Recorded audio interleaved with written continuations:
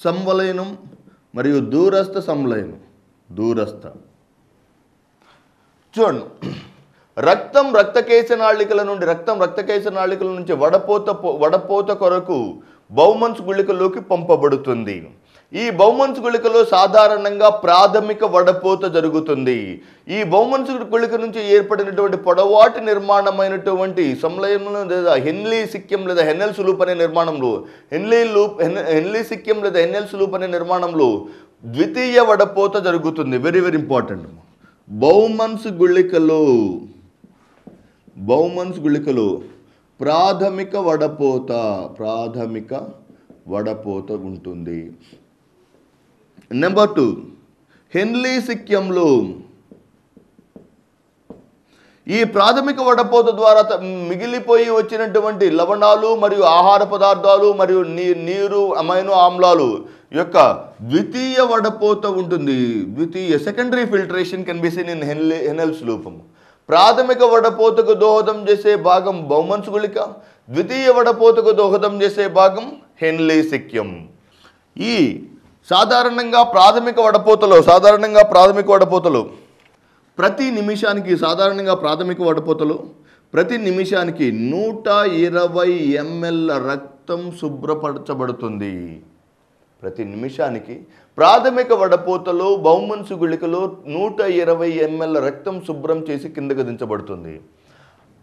తరువాత ద్వితీయ వడపోతలో ప్రాథమిక వడపోత ద్వారా వచ్చినటువంటి వ్యర్థ పదార్థాల నుంచి 99% నీరు, లవణాలు, గ్లూకోజ్ మరియు అమైనో ఆమ్లాల యొక్క పునఃశోషణ జరుగుతుంది. నీరు, అమైనో ఆమ్లాలు మరియు గ్లూకోజ్ అనే పదార్థాల యొక్క పునఃశోషణ జరుగుతుంది. Very very important. సో ఇలా ఏర్పడినటువంటి మూత్రంలో సాధారణంగా మూత్రంలోని అనుఘటకాలు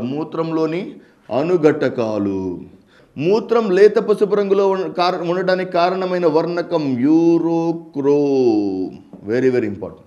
మూత్రం లేత పసుపు రంగులో ఉండటానికి కారణమైన వర్ణకం యూరోక్రోమ్. పదార్థాలు శాతం మూత్రంలో అనుఘటకాలు, మూత్రంలోని పదార్థాలు మరియు శాతం పరంగా చూసినప్పుడు మూత్రంలో నీరు 96% ఉంటుంది. మూత్రంలో నీరు ఎంత ఉంటుంది? 96%. యూరియా 2% ఉంటుంది. మూత్రంలో యూరియా 2% ఉంటుంది. నెక్స్ట్ లవణాలు 1.6%. లవణాలు 1.6%. నత్రజని సంబంధ వ్యర్థ పదార్థాలు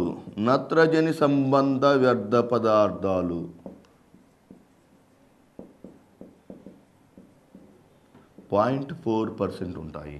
ఇది మూత్రంలో ఉన్నటువంటి మూత్రంలో నీరు 96%, యూరియా 2%, లవణాలు 1.6%, నత్రజని సంబంధ వ్యర్థ పదార్థాలు 0.4% ఉంటాయి. నత్రజని సంబంధ వ్యర్థ పదార్థాలు 0.4% మూత్రంలో సాధారణంగా కనిపిస్తూ ఉంటాయి. మరి సాధారణంగా మూత్రంలో అనేక రకాలైనటువంటి మూత్రంలో ఉంటాయి. సాధారణంగా ఒకటి నెంబర్ 1 పాలియూరియా అనగా అధిక మూత్రం లేదా ఫ్రీక్వెంట్ యూరినేషన్. అధిక మూత్రం లేదా frequent urination. Number 2 anuria. Absence of urine. మూత్రం చాలా తక్కువగా నష్టపోవటాన్ని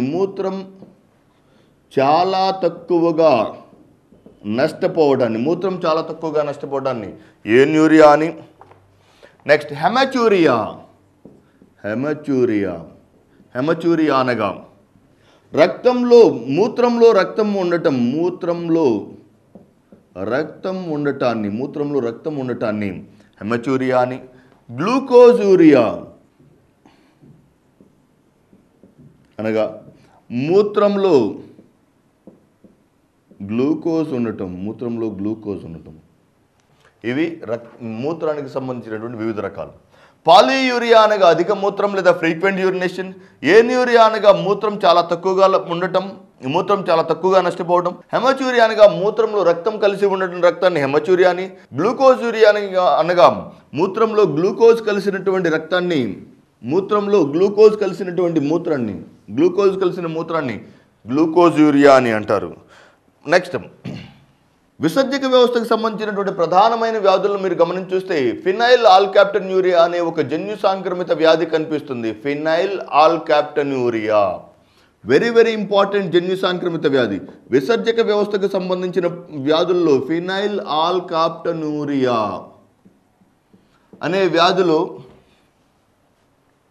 ఫినైల్ అలనైన్ అనే అమైనో ఆమ్లం మూత్రపిండాలలోని నెఫ్రాన్ల ద్వారా శోషించబడకుండా నెఫ్రాన్లు ఫినైల్ అలనైన్ అనే అమైనో ఆమ్లాన్ని శోషించకపోవడం వలన మూత్రంలో ఫినైల్ అలనైన్ అనే అమైనో ఆమ్లం యథావిధిగా బయటకు విసర్జించబడి ఎప్పుడైతే మూత్రంలో ఫినైల్ అలనైన్ అనే అమైనో ఆమ్లం బయటకు వస్తుందో అది వాతావరణంలోని ఆక్సిజన్తో సంయోగం చెందడం ద్వారా నలుపు రంగు మూత్రం ఏర్పడే పరిస్థితి. Very very important. నలుపు రంగు మూత్రం ఎప్పుడు ఏర్పడుతుంది? ఎప్పుడైతే మూత్రంలో ఫినైల్ అలనైన్ అనే అమైనో ఆమ్లం వాతావరణంలోని ఆక్సిజన్తో సంయోగం చెందటం ద్వారా. ఇది ఒక జన్యు సాంక్రమిత వ్యాధి. Very very important aspect. మూత్రంలో ఫినైల్ అలనైన్ ఉండటం వలన, మూత్రంలో ఫినైల్ అలనైన్ అనే అమైనో ఆమ్లం ఉండటం వలన మూత్రం వాతావరణంలోని ఆక్సిజన్తో కలిసి, మూత్రంలోని ఫినైల్ అలనైన్ అనే అమైనో ఆమ్లం వాతావరణంలోని ఆక్సిజన్తో కలిసి నలుపు రంగులోకి మారడం. నెంబర్ 1, ఇది ఒక జన్యు సాంక్రమిత వ్యాధి. నెంబర్ 1 ఇది ఒక జన్యు సాంక్రమిత వ్యాధి.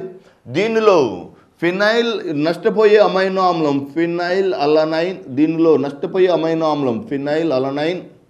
నెంబర్ 3, ఈ ఫినైల్ అలనైన్ అనే అమైనో ఆమ్లాన్ని సాధారణంగా దీనిలో ఎక్కువగా నష్టపోతాం.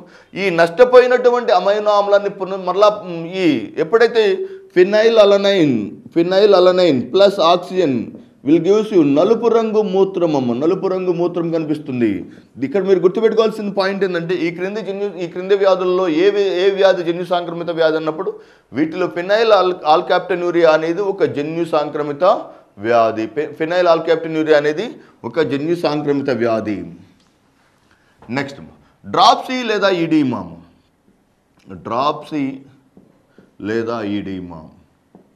ఈ వ్యాధిగ్రస్తులలో కణాల మధ్య ప్రాంతంలో నీరు చేరటం జరుగుతుంది. ఇడిమా అనగా accumulation of water in intercellular space. కణాంతర్గత ప్రదేశాలలో నీరు చేరటం గమనించవచ్చు. Accumulation of water in intercellular spaces, కణాంతర్గత ప్రదేశాలలో నీరు చేరటం అనేది డ్రాప్సీ లేదా ఈడిమా వ్యాధికి సంబంధించినటువంటి ప్రధానమైనటువంటి లక్షణం. సాధారణంగా సుదూర ప్రయాణాలు చేసే వ్యక్తులలో ఈ డ్రాప్సీ లేదా ఈడిమా అనే పరిస్థితి కనిపిస్తుంది. లేదా అధికంగా మస్టర్డ్ ఆయిల్ భుజించడం ద్వారా కూడా డ్రాప్సీ లేదా ఈడిమా అనే వ్యాధి కనిపిస్తుంది. నెక్స్ట్ కృత్రిమ కిడ్నీ. ఆర్టిఫిషియల్ కిడ్నీ సాధారణంగా రక్తాన్ని వడపోయకపోవడం వల్ల కనిపించే అతి ముఖ్యమైనటువంటి లక్షణం ఇన్ఫిల్ట్రేషన్ ఆఫ్ బ్లడ్. ఎప్పుడైతే సాధారణంగా మూత్రపిండాల్లో రాళ్ళు ఏర్పడటం లేదా మూత్రపిండాల్లో నెఫ్రాన్ల యొక్క వైఫల్యం ద్వారా ఆర్టిఫిషియల్ కిడ్నీ లేదా డయలైజర్ని తయారు చేయటం జరుగుతుంది.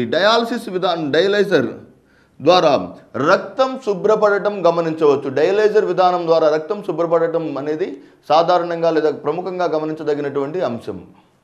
దీనిని మొట్టమొదటిసారిగా కనుగొన్న శాస్త్రవేత్త విలియం కోల్ట్. మొట్టమొదటిసారిగా కృత్రిమ కిడ్నీని కనుగొన్న శాస్త్రవేత్త విలియం కోల్ట్. ఇది విసర్జక వ్యవస్థకు సంబంధించినటువంటి సమాచారం.